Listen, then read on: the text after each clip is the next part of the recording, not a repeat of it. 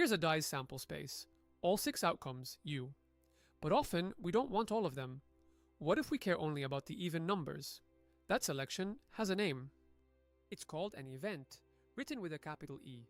An event is a subset of the sample space, any selection of its outcomes.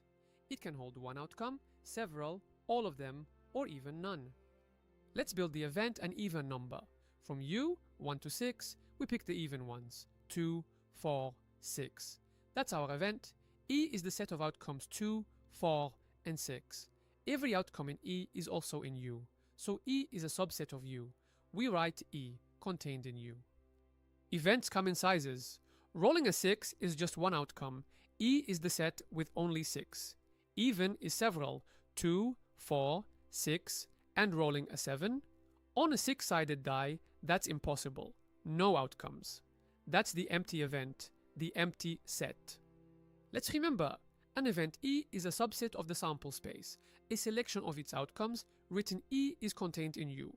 Even numbers, E is the set 2, 4, 6, 1, several, all, or none.